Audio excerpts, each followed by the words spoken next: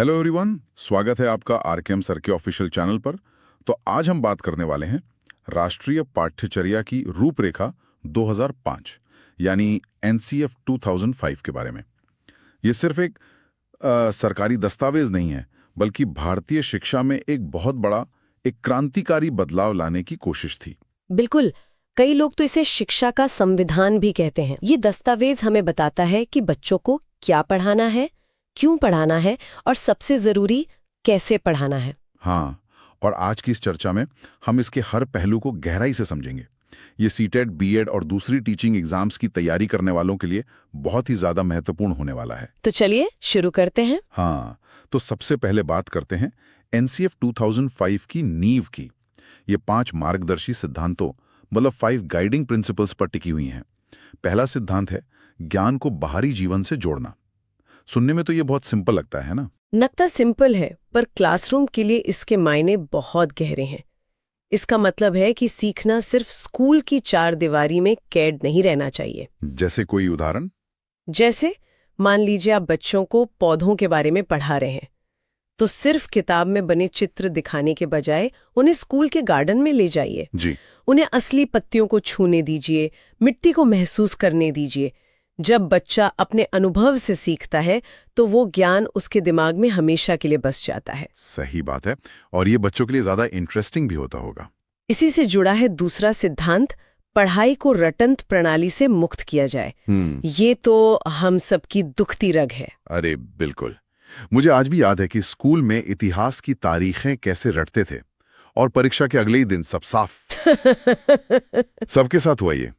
NCF इसी रटो और भूलो वाली साइकिल को तोड़ना चाहता है। इसका जोर इस बात पर है कि बच्चों को जानकारी का गूगल नहीं बनाना है, उन्हें सोचना सिखाना है। एग्जैक्टली। शिक्षा का लक्ष्य है समझ विकसित करना, न कि सिर्फ तथ्यों को रटना। तो अगर रटना नहीं है और ज्ञान को बाहर से जोड़ना है, तो इसका मतलब पाठ्य पुस्तक की भूमिका भी बदल जाती होगी। यही हमारा तीसरा सिद्धांत है, पाठ्यचर्या पाठ्य पुस्तक केंद्रित न हो। हाँ, और ये एक बहुत आम गलतफहमी है कि एनसीएफ किताबें हटाने की बात करता है। एनसीएफ ये नहीं कहता कि किताबें बेकार हैं, वो कहता है कि किताबी सब कुछ नहीं है। मतलब टेक्स्ट बुक सिर्फ एक टूल है, कई टूल्स में से एक। बिल्कुल। पाठ्यक्रम ऐसा होना चाहिए जो बच्चे का चहुमुखी विकास करे। क्लास में होने वाली बहस, खेल के मैदान में टीम वर्क सीखना या फिर स्टेज पर कोई नाटक करना, ये सब भी पाठ्यक्रम का उतना ही महत्वपूर्ण हिस्सा है। चौथा सिद्धांत तो सीधा सीधा परीक्षाओं से जुड़ा है। एनसीएफ कहता है परीक्षा को और लचीला बनाया जाए और उसे कक्षा की गतिविधियों से जोड़ा जाए। तो परीक्षाओं के इस डर को कम करने के लिए क्या सुझाव हैं इसमें? देखिए, एनसीएफ का मानना है कि परीक्षा का मकसद बच्चे पर फेल या पास का ठप्पा लगाना नहीं है। इसका असली मकसद ये पता लगाना है कि बच्चा सीखने की प्रक्रिया में कहाँ है और उसे कहाँ मदद की जरूरत है। अच्छा, मतलब एक डायग्नोस्टिक टूल की तरह। हाँ, सजा की तरह नहीं। इसलिए परीक्षाओं को साल के अंत में होने वाला एक बड़ा इवेंट बनाने के बजाय उन्हें क्लास की रोजमर्रा की गतिविधियों का हिस्सा होना चाहिए। और 5वां सिद्धांत? वो राष्ट्रीय मूल्यों से जुड़ा है। इसमें लिखा है एक ऐसी अधिभावी पहचान का विकास जिसमें प्रजातांत्रिक राज्य व्यवस्था के अंतर्गत राष्ट्रीय चिंताएं समाहित हों। ये सुनने में थोड़ा भारी लगता है। हाँ, है थोड़ा, पर आसान शब्दों में इसका मतलब बहुत सीधा है। शिक्षा बच्चों को एक ऐसा नागरिक बनाए जो हमारे लोकतंत्र की, हमारे संविधान की इज्जत करे। अच्छा। उनमें ऐसी सोच पैदा हो जो देश की विविधता को समझें और हर किसी की परवाह करें। क्लासरूम में बच्चों को बहस करना, दूसरे के नजरिए को सुनना और मिलकर फैसले लेना सिखाना, ये सब इसी का हिस्सा है। तो ये 5 सिद्धांत एक तरह से एनसीएफ की आत्मा हो गए। पर सवाल यह है कि इन महान विचारों को क्लासरूम में असलियत में कैसे उतारा जाए? यहीं पर बात आती है शिक्षण अधिगम प्रक्रिया की। बिल्कुल, टीचिंग लर्निंग प्रोसेस की। एनसीएफ साफ कहता है कि हमें पारंपरिक तरीकों से आगे बढ़ना होगा। वो तरीके जहां टीचर बोलता है और बच्चे चुपचाप सुनते हैं, वो अब नहीं चलेंगे। तो फिर क्या चलेगा? क्लासरूम में नई शिक्षण विधियों और टेक्नोलॉजी का इस्तेमाल होना चाहिए ताकि सीखना एक बोझ ना लगे, बल्कि एक मजेदार खोज बन जाए। इसी में अगला पॉइंट है कि शिक्षा बाल केंद्रित यानी चाइल्ड सेंटर्ड होनी चाहिए। ये शब्द सुनने में तो बहुत अच्छा लगता है, पर इसका असली मतलब क्या है? मतलब है कि जो भी लेसन प्लान हो वो बच्चे के नजरिए से बनाया जाए। बच्चों के अनुभवों को, उनके सवालों को क्लास में जगह दी जाए। मतलब पढ़ाने की शुरुआत वहां से हो जो बच्चे पहले से जानते हैं, न कि वहां से जो किताब के पहले पन्ने पर लिखा है। बिल्कुल, उनकी एक्टिव पार्टिसिपेशन ही सीखने की कुंजी है। और शायद इसी सोच का सबसे बड़ा आधार है अगला पॉइंट, संरचनावाद, जिसे हम कंस्ट्रक्टिविज्म कहते हैं। एनसीएफ करके सीखने यानी लर्निंग बाय डूइंग पर बहुत बल देता है। संरचनावाद का मूल विचार बहुत सुंदर है। ये कहता है कि ज्ञान कोई ऐसी चीज नहीं है जिसे शिक्षक बच्चे के दिमाग में भर सकता हो। बच्चे अपने ज्ञान का निर्माण खुद करते हैं, अपने अनुभवों से। इसे किसी उदाहरण से समझाएंगी? जरूर। इसे ऐसे समझिए जैसे आप बच्चे को बिल्डिंग ब्लॉक्स देते हैं। आप उसे ये नहीं बताते कि कैसा घर बनाना है, आप उसे बस बनाने में मदद करते हैं। बच्चा अपनी कल्पना से घर खुद बनाता है। अच्छा। यहाँ शिक्षक की भूमिका ज्ञान देने वाले की नहीं, बल्कि एक माहौल बनाने वाले की है। वाह, ये उदाहरण बहुत अच्छा था। इसी से जुड़े 2 शिक्षण सूत्र भी दिए गए हैं। पहला है ज्ञात से अज्ञात की ओर, नोन टू अननोन। ये सिखाने का सबसे नेचुरल तरीका है। आप कुछ भी नया तब तक नहीं सीख सकते जब तक आप उसे किसी पुरानी चीज से न जोड़ें। जैसे अगर बच्चों को मल्टीप्लिकेशन सिखाना है तो आप एडिशन से शुरू कर सकते हैं, क्योंकि वो उसे पहले से जानते हैं कि 2 + 2 + 2 ही 2x3 है। एग्जैक्टली। नए ज्ञान को पुराने की नींव पर खड़ा करना। और दूसरा सूत्र है मूर्त से अमूर्त की ओर, कॉन्क्रीट टू एब्स्ट्रैक्ट। बिल्कुल। छोटे बच्चे एब्स्ट्रैक्ट आइडियाज को नहीं समझ सकते। आप एक 5 साल के बच्चे को न्याय का मतलब नहीं समझा सकते, लेकिन आप उसे ये सिखा सकते हैं कि टॉफियां बराबर बांटनी चाहिए। सही बात है।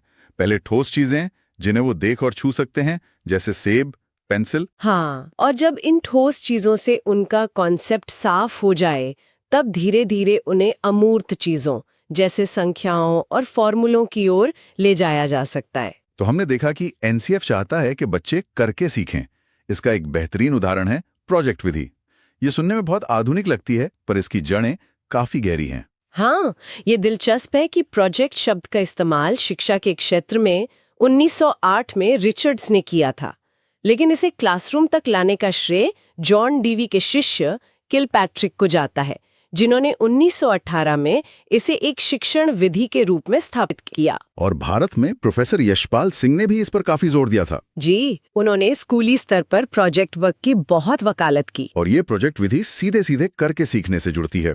लेकिन इसमें शिक्षक की भूमिका क्या होती है? एनसीएफ कहता है कि शिक्षक एक सुविधा प्रदाता या सुगम करता है, फैसिलिटेटर। हाँ, इसका मतलब है कि शिक्षक की भूमिका सेज ऑन द स्टेज से बदलकर गाइड ऑन द साइड हो जाती है। मतलब मंच पर खड़े होकर भाषण देने वाले ज्ञानी की नहीं, बल्कि किनारे खड़े रहकर मार्गदर्शन करने वाले की। तो टीचर अब ज्ञान का फवारा नहीं है। नहीं, वो एक ऐसा माहौल बनाता है, ऐसे सवाल पूछता है और ऐसे संसाधन देता है जिससे बच्चे खुद जवाब ढूंढ सके। फैसिलिटेटर का काम जवाब देना नहीं, बल्कि बच्चों को जवाब ढूंढने में मदद करना है। तो हमने शिक्षा का दर्शन समझ लिया और शिक्षक की नई भूमिका भी। अब देखते हैं कि ये सिद्धांत अलग अलग विषयों पर कैसे लागू होते हैं। सबसे पहले बात करते हैं भाषा की। यहाँ बहुभाषी शिक्षण पर बहुत जोर है। बिल्कुल।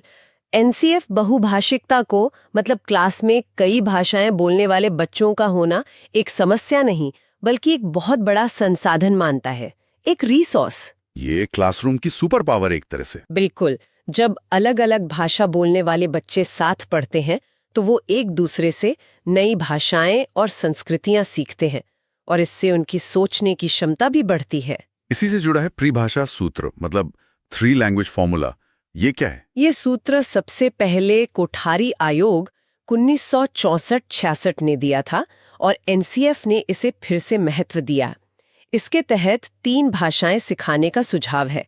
पहली, बच्चे की मातृभाषा या घरेलू भाषा। ठीक है। दूसरी, हिंदी, या अगर मातृभाषा हिंदी है तो कोई और आधुनिक भारतीय भाषा।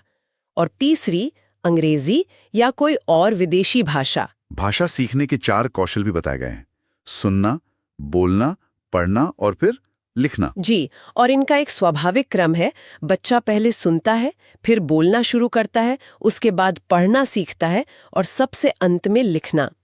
एनसीएफ कहता है कि शुरुआती सालों में लिखने पर बहुत ज्यादा जोर देने के बजाय सुनने और बोलने के भरपूर मौके दिए जाने चाहिए। अब आते हैं उस विषय पर जिससे बहुत से बच्चे डरते हैं, गणित। एनसीएफ का गणित पढ़ाने का मुख्य उद्देश्य क्या है? सिर्फ सवाल हल करना नहीं, बल्कि बच्चे की विचार प्रक्रिया का गणितीयकरण करना। गणितीयकरण, ये थोड़ा मुश्किल शब्द है। इसका मतलब ये है कि बच्चा गणित को सिर्फ एक विषय की तरह न देखे, बल्कि उसे दुनिया को समझने का एक चश्मा बना ले। जैसे बाजार में 2 अलग-अलग साइज के पैकेट देखकर ये समझना कि कौन सा खरीदना ज्यादा फायदेमंद है, यही गणितीयकरण है। अच्छा, मतलब सोच को जिंदगी से जोड़ना। हाँ, गणित तार्किक सोच विकसित करने का एक तरीका है और इसे दूसरे विषयों से भी जोड़ने की बात कही गई है।